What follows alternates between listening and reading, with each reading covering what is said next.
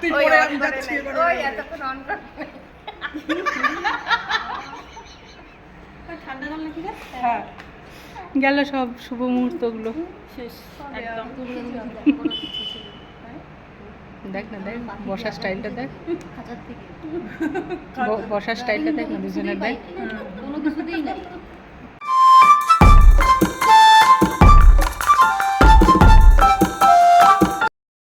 নমস্কার, জীবন পাতা চ্যানেলের আরও একটা নতুন ব্লগে আপনাদের সবাইকে ওয়েলকাম।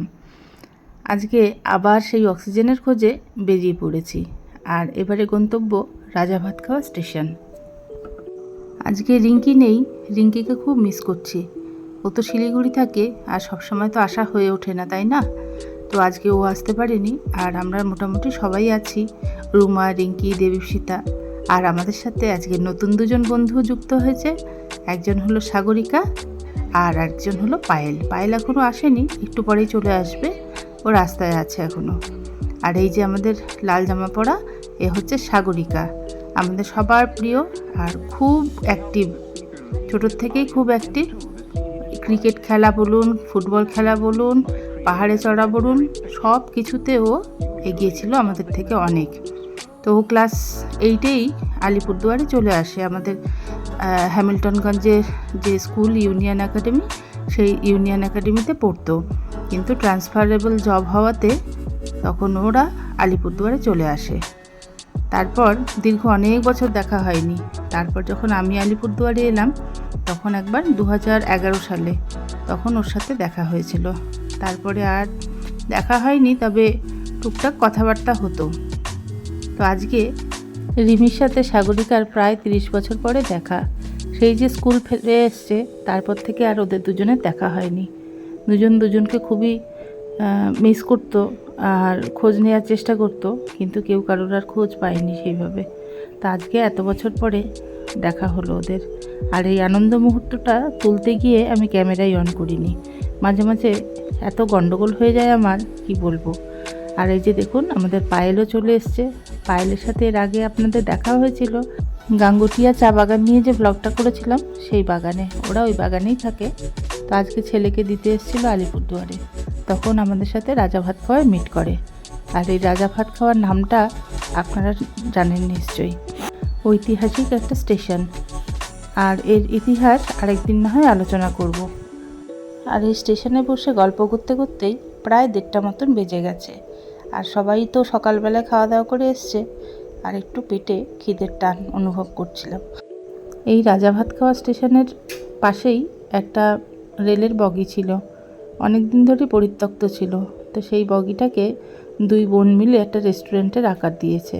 তো সেখানে খাওয়া দাওয়া করব বলে ভেবেছিলাম, কিন্তু অনেকেই বলল যে এখানে খাবে না, দূরে কোথাও গিয়ে খাবে, একটু ঠান্ডা ঠান্ডা যেখানে থাকে সেখানে যাবে। তো আমরা আলোচনা করছি, তারপর তো আমরা ভাবলাম যে তাহলে অন্য কোনো জায়গায় গিয়ে খাবো, কিন্তু এখানে তো মোমো, চাউমিন এগুলো ছাড়া সেরকম কিছু নেই।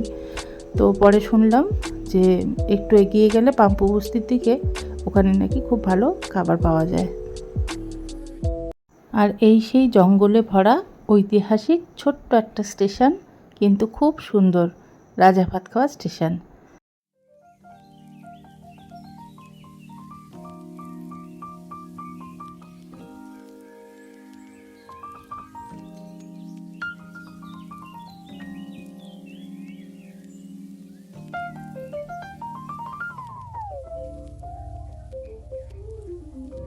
দুদিন আগেও ওয়েদারটা খুবই ভালো ছিল, বেশ মনোরম, বৃষ্টি হয়েছিল, কিন্তু আজকে ভীষণ গরম পড়েছে, এত রোদ, বাইরে থাকা যাচ্ছে না।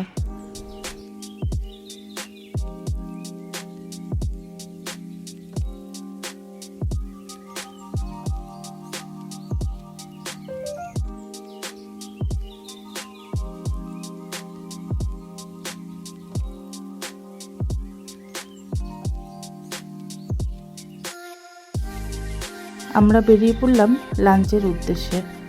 এই 3 মাথার মোড়ে রাজা ভাত খাওয়ার যে 3 মাথার মোড় আছে, মানে একদিকটা এই হ্যামিল্টনের দিকে গেছে, আরেক দিক বক্সার দিকে, আরেকটা হচ্ছে গিয়ে আলিপুরের দিকে। তো ওই 3 মাথার মোড়ে বেশ কিছু অটো, টোটো এগুলো দাঁড়িয়ে থাকে। তো আমরা অটো নেব বলে অটো বা টোটো যেটাই পাই সেটা নেব বলে হাঁটছিলাম। আর দেখুন কি সুন্দর আলো ছায়া রাস্তাটায়। তারপর একটা অটো পেয়ে গেলাম। এই অটো করেই আমরা পাম্পু বস্তির দিকে যাচ্ছি, কারণ এত রোদে না আর হাঁটতে ইচ্ছে করছিল না।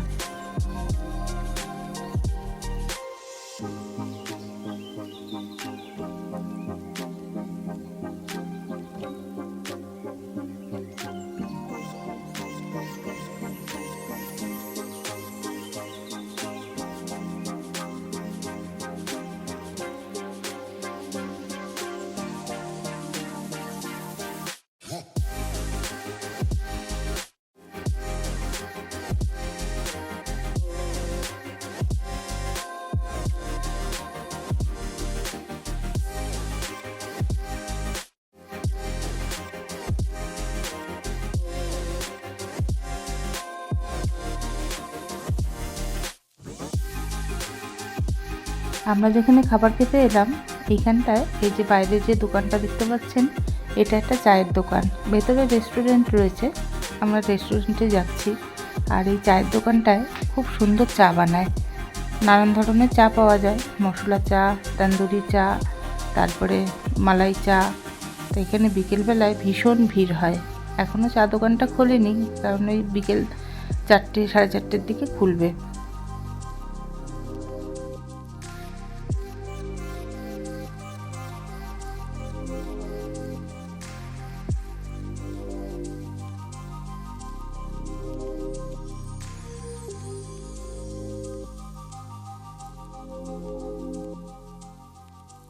ভেতরে সমস্ত কিছুই বাঁশের তৈরি, আর বাঁশেরই একটা সাঁকো পেরিয়ে আমরা ভেতরে ঢুকছি।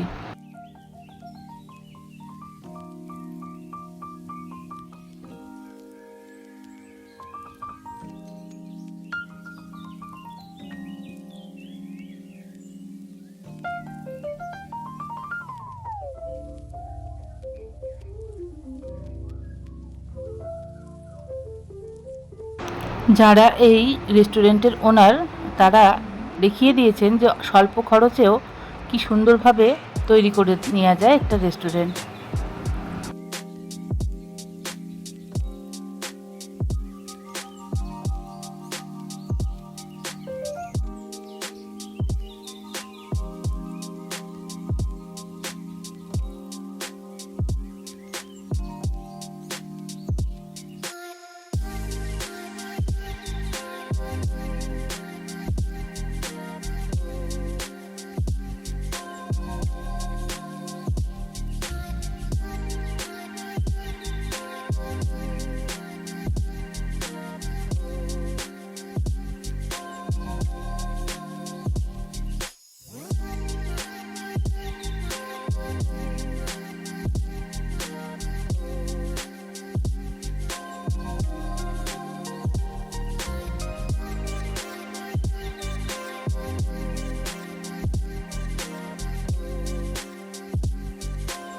আমাদের আজকের মিটআপে আরও দুজনের আসার কথা ছিল, কিন্তু ওরা কোনো কারণে আসতে পারেনি।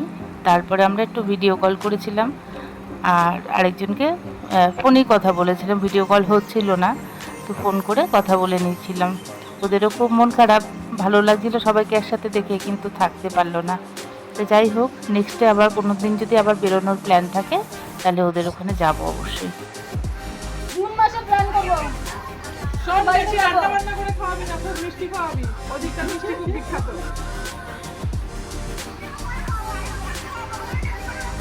না না, ভাত খাবো না, ভাত খাবো না। এই তো নান বানাই। ওই শোন, দিনির জন্য স্পেশালি নান অর্ডার করছি। আজকে একটা নান খাচ্ছে না, ওর মন খারাপ। আমার মনে হচ্ছে না, মুখটা যা শুকায় গেছে। এখন একটা নানা পাইলেই হবে। রান্না একটু নানা।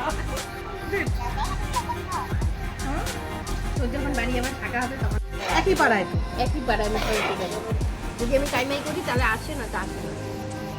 আর রিমি বলছে কি করে আমার জন্য বলে চুরি করে আসিস, দেখাও করিস না। জানাই আমি যদি কাইমাই যদি বাই চান্স দেখে ফেলি ও তো তাহলে আসবে, না তো আসবে না। এরপরে গিয়ে তোরা রাস্তায় মানে 5 মাথা মোড়ে মারপিট করিস। বল পায়েলও আছে। এখন যার সাথে ফোনে কথা বলছি সে যদি বুঝে থাকো যে তার সম্পর্কে বলা হচ্ছে, তাহলে অবশ্যই আমার এই ভিডিওটা দেখে কমেন্ট করবে। রেকর্ডই থাকবে, তুই আর মারপিট করবি। সিটি বাজাবো টিভিতে এক ঘুষিতে এখন খাওয়া দাওয়া হয়ে গেছে, এখন বেরিয়ে পড়বো। তো অনেকগুলো ছবি টবি তোলা হয়েছে, আপনারা দেখতে থাকুন সেই সব ছবি। আর আমার এই ভিডিও যদি আপনাদের ভালো লেগে থাকে তাহলে অবশ্যই লাইক, কমেন্ট, শেয়ার করবেন। আর হ্যাঁ, সাবস্ক্রাইব করে অবশ্যই পাশে থাকবেন। তাহলে আজকের মতন এখানেই রাখছি, এরপরে আবার দেখা হবে নতুন একটা ব্লগে। ততক্ষণ সবাইকে টাটা।